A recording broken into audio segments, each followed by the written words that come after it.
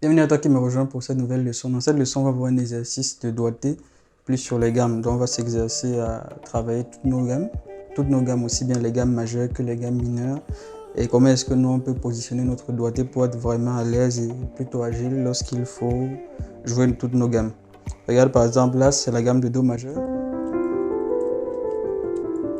Et ça, c'est quelque chose qu'il faut pouvoir faire avec toutes les gammes, aussi bien la main gauche qu'à la main droite. Je vais te montrer dans cette leçon quelle est la logique que tu dois adopter pour pouvoir jouer facilement toutes les notes de tes gammes au piano. Donc, on regarde ça tout de suite.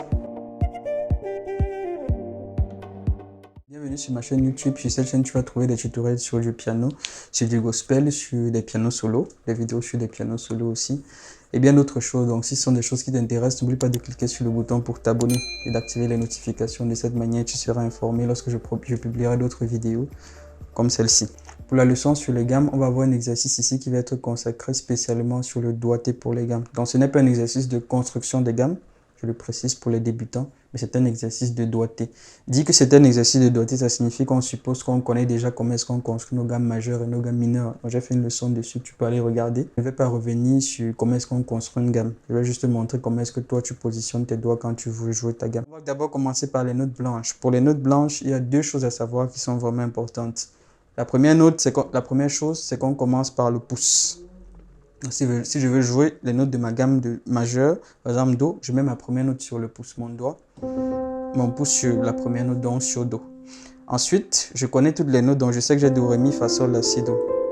La deuxième note, je vais la mettre, mon index va aller sur la deuxième note, mon majeur va aller sur la troisième note, et après je vais faire un passage de pouce après la troisième note pour faire ça.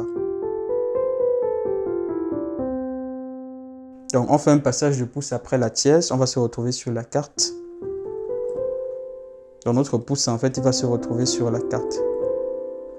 Et après, on joue de cette manière. Donc, pour pouvoir faire le passage de pouce après la tierce dans la construction de notre gamme, ça va marcher pour les gammes, en fait, pour lesquelles notre carte, ça va être une note blanche. Parce que dans l'exercice de doigté, la chose qui est vraiment importante à savoir, c'est que notre pouce, en fait, ne doit pas se retrouver sur des notes noires. Donc, il faut que le pouce reste sur les notes blanches. Donc, pour que le passage du pouce fonctionne, il faut que notre note fondamentale soit une note blanche, le passage du pouce sur la tierce, mais aussi que notre quatrième degré de notre gamme soit une note blanche. Donc, ça va marcher en réalité pour toutes les gammes, pour toutes les notes blanches, à une seule exception, la note de Fa. Parce qu'en fait, la carte d'une note blanche, ça va toujours être une note blanche, qui a une distance de 4 d'ailleurs, sauf pour Fa. Parce que quand tu as Do, tu comptes 1, 2, 3, 4. La carte, c'est Fa. Quand tu as Ré, tu comptes 1, 2, 3, 4. Là, je compte des notes. Je ne compte pas des notes forcément de la gamme. Je compte des notes de la gauche vers la droite, des notes blanches de la gauche vers la droite. 1, 2, 3, 4, Fa. 1, 2, 3, 4, Sol. 1, 2, 3, 4, La. 1, 2, 3. C'est par contre Si que pour Fa, ça va être Si bémol. Sol, 1, 2, 3, 4. La, 1, 2, 3, 4, Ré. Si, 1, 2, 3, 4. Donc, pour jouer les notes Do, Ré, Mi, Sol, La, Si, les gammes Do, Ré, Mi, Sol, La, Si, on va utiliser le positionnement avec le passage du pouce après la tierce. Ce n'est que pour Fa que ça va être différent. Qu'est-ce que ça signifie? Ça signifie qu'on va faire ce qu'on faisait ici, aussi en Ré. Donc, 1, 2, 3, passage du pouce après la tierce. Ça va marcher aussi pour Mi. Ça va marcher aussi pour Sol. Ça va marcher pour La. Ça va marcher pour Si. Par contre, ça ne va pas marcher pour Fa. Pourquoi? Parce que la carte de Fa, ce n'est pas une note blanche, c'est Si bémol. Donc pour Fa, on va faire, vu que notre pouce ne doit pas toucher les notes, nous on va faire notre passage de pouce après la carte.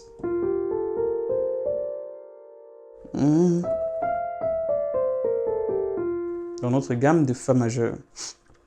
Donc c'est intéressant. Et là où c'est aussi intéressant, c'est que ça marche aussi pour nos gammes mineures. Pourquoi? Parce qu'en réalité, dans ta gamme de Do majeur, la carte c'est Fa. Dans ta gamme de Do mineur, ta carte aussi c'est Fa. C'est pourquoi on dit carte juste. Parce que la carte en fait ne dépend pas de la gamme. À la différence de la tierce où tu vas avoir une tierce majeure et une tierce mineure. Donc dans ta gamme de Do mineur, ta carte c'est Fa. Donc tu peux adopter le même positionnement. Donc ce qui marche pour Do majeur va marcher pour Do mineur. Ce qui marche pour Ré majeur va marcher pour Ré mineur. Ce qui marche pour Mi majeur va marcher pour Mi mineur. Et de manière générale, pour toutes ces notes, à l'exception de Fa, pour chaque note blanche, le positionnement qui marche pour la majeure va marcher aussi pour sa mineure parallèle. Intéressant, n'est-ce pas? Donc là, ça marche en Do. Ça marche en Ré. Je suis sur les mineurs. Ça marche en Ré mineur. Ça marche pour Mi mineur.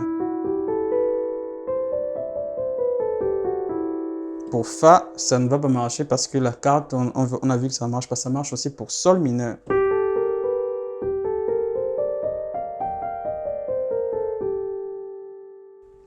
Et comment est-ce que tu retrouves les notes pour la composition de la gamme? Je t'ai dit juste en fait que ta seconde, c'est la même que celle de la majeure. C'est ta tierce qui est mineure. La carte, c'est la même. Et après, ta carte, tu as un demi-ton. Et tu reviens à ta septième mineure. Que tu as justement quand tu fais ton Sol 7 par exemple. Tu as cette note. Qui est en fait la septième mineure qu'on a déjà vu. Quand tu fais ton Do 7, tu as cette note qui est ta septième mineure. Donc je fais tierce mineure, 4, 5. J'ai ma 6, j'ai ma septième mineure. C'est la même chose. Donc ça va marcher aussi pour La mineur, qui est la mineure parallèle de Do. Ça marche pour Si majeur, ça va aussi marcher pour Si mineur.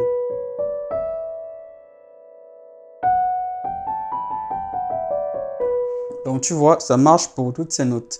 Et donc pour Fa, la différence, c'est qu'on va faire le passage de pouce après la carte, c'est ce qu'on a vu. Et la même chose pour Fa mineur, on va aussi faire le passage de pouce après la carte.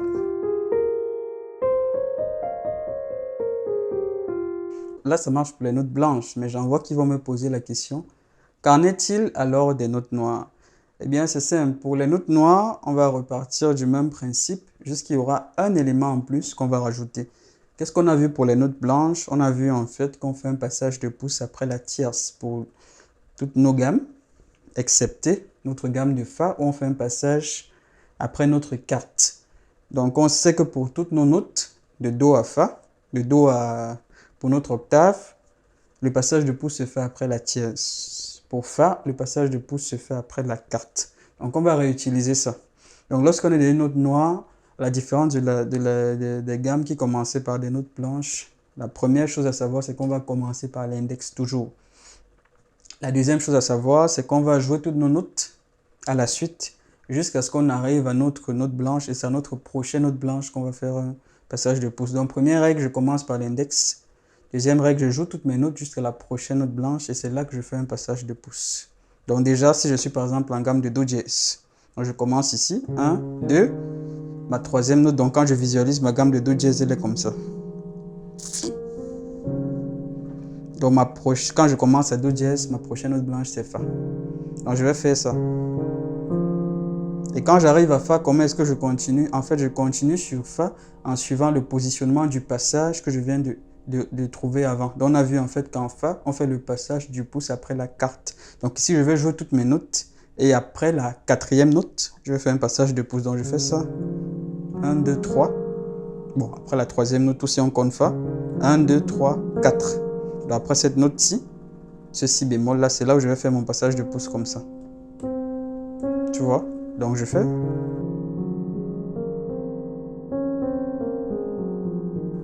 Donc je réutilise ce qu'on vient de voir pour les systèmes de passage du pouce. Donc quelque part, je cherche à me remettre sur une note blanche, vu que je connais déjà à quel moment on fait le passage de pouce pour les notes blanches. Et quand j'arrive sur la note blanche, je réutilise le système de passage du pouce de cette note blanche que je viens justement de trouver. Et je le fais pour Do dièse, je peux le faire aussi pour Ré dièse ou pour Mi bémol. Donc je commence par mon index, je fais mon passage du pouce directement parce que ma prochaine note blanche c'est Fa. Et je vais faire ça. Passage du pouce ici après cette note qui est la carte de Fa.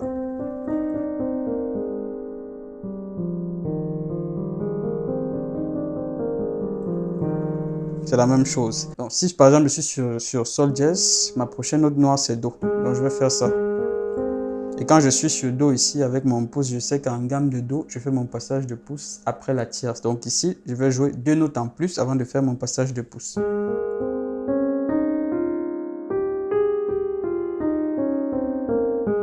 Tu vois, c'est aussi simple que ça. Donc je commence par la note. Je trouve ma prochaine note blanche. Je récupère ces règles de passage de pouce que j'applique. Et c'est ça que j'utilise. Ça marche pour les majeurs, ça marche aussi pour les mineurs. Par exemple, si je suis en Sol dièse mineur, quelle est la relative majeure, la relative mineure de Si? Si, passage du pouce après la tierce.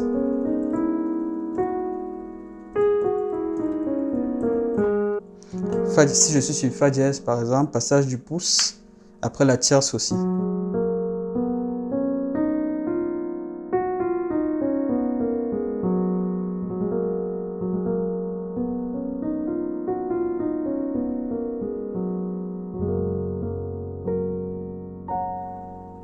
Voilà, j'espère que cette leçon t'a plu et que tu peux travailler ce positionnement. Après, il y a le positionnement aussi sur la main gauche, mais c'est symétrique par rapport à ce qu'on a vu. Par exemple, on a vu qu'en Do majeur, c'est ça.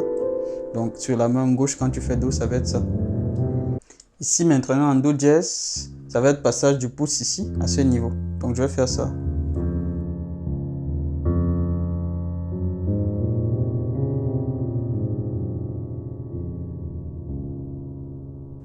Donc, ça, je réapplique le même principe que j'ai vu avec la main droite, mais cette fois-ci, avec ma main gauche aussi. Donc, de cette manière, je travaille les deux mains. J'espère que cette leçon t'a plu et que cet exercice de doigté, tu peux le travailler maintenant. Donc, tu peux le prendre comme un exercice que tu travailles une fois. Ou alors, ça peut aussi être un exercice de routine quotidienne que tu vas travailler à plusieurs moments pour pouvoir effectivement te familiariser avec les gammes et donc que tu vas faire soit chaque jour, soit une fréquence plus ou moins régulière. Dis-moi en commentaire comment tu trouves l'exercice, si il est accessible, si tu as bien compris comment est-ce que tu positionnes tes doigts. Donc, je te dis à très bientôt pour une autre leçon. Et dans la prochaine leçon, on va parler des accords. Comment est-ce qu'on peut travailler les accords de toutes nos gammes pour être à l'aise en fait avec notre jeu d'accords et nos degrés, aussi bien pour les gammes majeures que les gammes mineures. C'est intéressant.